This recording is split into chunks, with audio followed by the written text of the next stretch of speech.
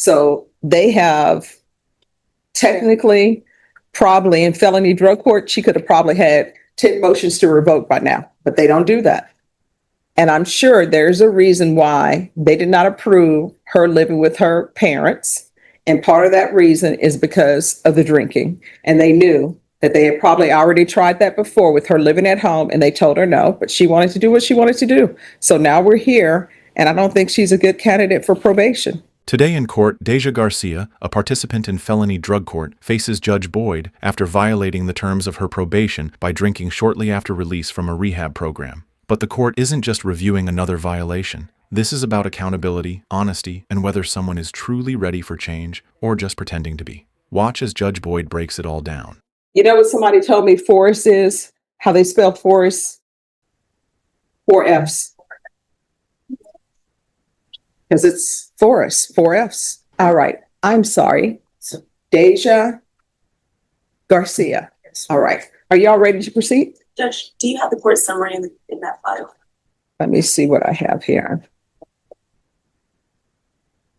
Is this the court summary that I really need to read? No, Judge. Okay. Okay. All right. Court is calling 2022 CR 2514 State versus Deja Garcia. Could I have parties announced? Megan Galloway for the state. Teresa Max Vasquez for the defense, Judge. And are you Deja Garcia? Yes, ma'am. All right, Ms. Garcia, did you review the motion to enter adjudication of guilt and revoke community supervision with your attorney? Did you understand it? Yes. Are you the same Deja Rosette Yes. Garcia who was placed on deferred adjudication in 2022 CR 2514 for the offense of attempting to take a weapon from an officer on May 26, 2022 for a period of 3 years? Is that you? Yes. All right, state. Violation of condition number 41 on or about the 17th day of April 2025 in Bexar County, Texas. The defendant, Deja Rosette Garcia, did then and there fail to comply with the rules and regulations of the felony drug court by tampering with drug patch in violation of condition number 41. How do you plead to that? True or not true? Not true. Okay. All right. I guess I need to talk to the attorney because I thought something different was happening. Okay. All right. We could just step back for Sure. 5 seconds. Just, yeah. Judge, if I could, well, we're going to go back on the record. Sure, we're I'm back going on to the record. withdraw the condition of violation of condition number 41 Okay. and proceed on violation of condition number 2 on or about the 31st day of March 2025 in Bexar County, Texas. The defendant, Deja Rosette Garcia, did then and there admit to consuming alcoholic beverages in violation of condition number 2. How do you plead to that? True or not true? True. And then we waive and abandon the remainders, Your Honor. Any objections? No objection. Did you understand by pleading true to violation of condition number 2, the court could find it true, grant the motion, find you guilty, sentence you up to 2 years in the state jail facility and up to a $10,000 fine? Yes, ma'am. Knowing that, do you still wish to plead true to violation of condition number 2? Yes. Court will find violation of condition number 2 true. Is there a proposed agreement? There's not, Your Honor. The state is asking that you grant the state's motion, revoke the defendant's community supervision, adjudicate her guilty, and sentence her to 2 years in the state jail facility. She was placed on deferred adjudication back in May of 2022 and was a participant of felony drug court until this recent MTR where she was not in compliance with the program. And so that's why we're asking for the 2 years in the state jail facility.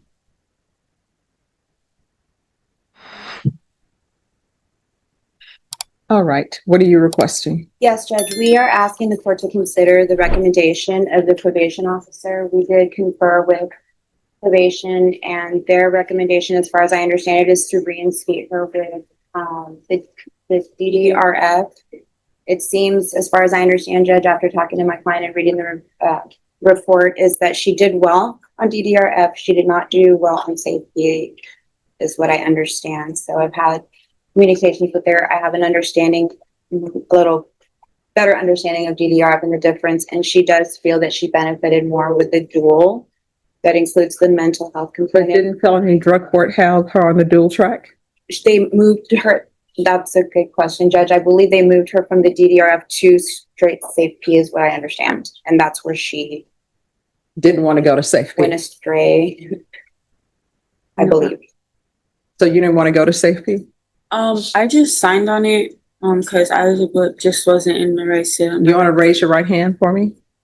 Do you solemnly swear or affirm the testimony you give will be the truth and nothing but the truth, so help you God? Yes. All right, you can lower your hand, state your name for the record. Deja Garcia. So felony drug court, didn't they have you in their dual diagnosis program? Yes, ma'am. All right, so where are you saying you went off track?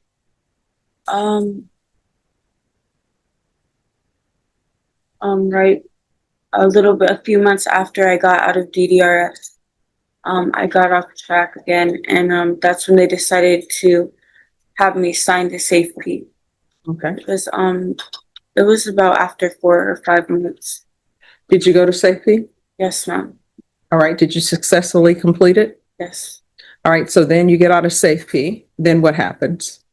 I slipped up and I drank like on 2 of the violations. So why did you drink? I think just because I was kind of overwhelmed when I got out of that facility. So I'm not trying to make it an excuse, but I was just overwhelmed. All right, so to the court, and if I'm wrong, let me know. There seems that there's more than just this being overwhelmed, because I used to be an attorney in felony drug court.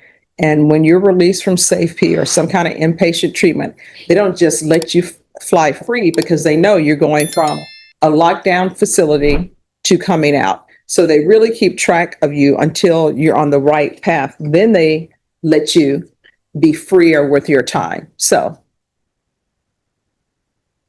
I'm not understanding. So you leave safe P and you start drinking.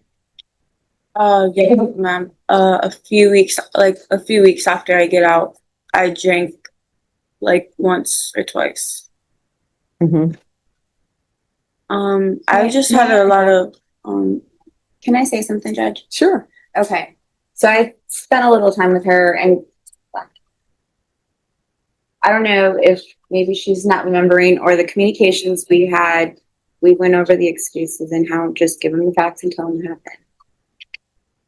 What I see in this is, I asked her, how did it happen? What happened? What was your plan? What was the goal? How did it work after you got off? You got out just like you just went through with her. What she hasn't said was that she tried to enroll in school. She moved back home, I believe, correct, with your parents. And so that's where we stopped. I think it was a few months ago. Well, here's the thing. When you move back in with your parents, the felony drug court approved you moving back in with your parents? no, ma'am. All right. See, that's part of the problem, because felony drug court has rules where you can stay, what you can be doing. When she got out of inpatient treatment at Safe P has an aftercare program, which is what she's supposed to be in, and felony drug court would still keep track of her. So this thing right now, what she's doing, she's not being 100% honest with me. It sounds as though she didn't want to do Safe P, but they made her do Safe P. Then she's released from Safe P and she's in aftercare and she don't want to do that. So she starts doing her own thing. Felony drug court has a dual diagnosis program. Mhm. And if she had mental health issues that were happening, they would address those. But if it's somebody who wants to do whatever they want to do, drug court is just not going to let you do whatever you want to do. Correct. And that's why we are asking the court to consider what the probation office has recommended, which was to put her back in the program, Judge, because I agree. I mean, I think she did better in that treatment program versus what we're talking about here on the safety and handing it over to her. She wants that. She wants that reinforcement of the But she mental was health doing component. But here's the thing, DDRF is in inpatient treatment. She understands that. I don't think she's a good candidate for probation. I mean, I don't think she's a good candidate. Felony drug court is a very good program. Yes. If you follow the rules, but sometimes people don't want to follow the rules. I don't think she's a good candidate for probation. I believe this was only as far as I know, Judge, from what I can speak to is the report, this was the only violation that we have on her, and it was right after safety. But see, here's the thing about that. Felony drug court, when people come back to this court from felony drug court, yeah, that's the only violation they have because felony drug court is sending them back. But when you're in felony drug court, they don't automatically kick people out of the program. They go through different steps, graduated sanctions. So they have technically, probably in felony drug court, she could have probably had 10 motions to revoke by now, but they don't do that. And I'm sure there's a reason why they did not approve her living with her parents. And part of that reason is because of the drinking. And they knew that they had probably already tried that before with her living at home, and they told her no, but she wanted to do what she wanted to do. So now we're here, and I don't think she's a good candidate for probation. I just feel, Judge, that the element of putting her straight into the state jail felony detention center, it just squashes the whole program of rehabilitation. I think she agrees. If it's going to mean more time, Judge, I think that the benefit would be there for her to do the mental health component. She clearly knows that she needs that help, as far as I know, and she's being fully, as far as I know, Yeah. you know. But felony drug court was giving her that. She didn't want it. She wanted to do her own thing. And I don't think she's a good candidate. Okay, I understand. All right. The court is going to grant the motion, find you guilty, revoke. Now, the next question is, you're asking for 2 years? Yes, Judge. All right. And state, why are you asking for 2 years? Judge, she was in the felony drug court program. They did do graduated sanctions with her. That included the DDRF and safety. And she just still could not comply with the terms of probation. So that's why we're asking for what we're asking.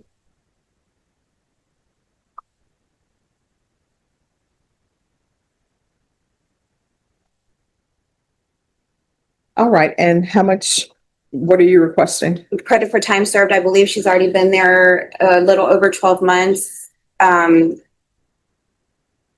Doing the program, Judge, that's already 12 months that she's been in custody, I believe.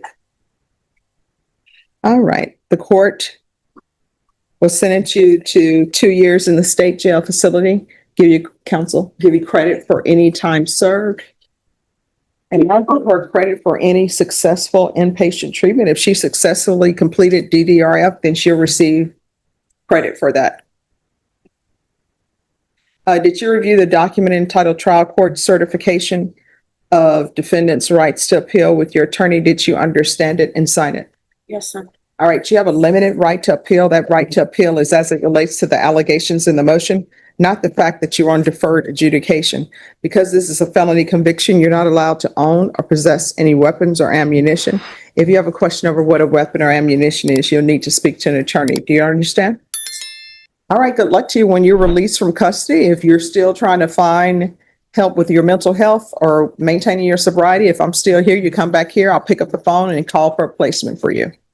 All right. Good luck to you. Judge Boyd said it clearly. This wasn't about one drink. It was about a pattern. If you can't follow structure, the court can't help you. Do you think she deserved another shot in rehab, or did Judge Boyd make the right call? Drop your thoughts in the comments. And remember, recovery takes more than a program. It takes commitment.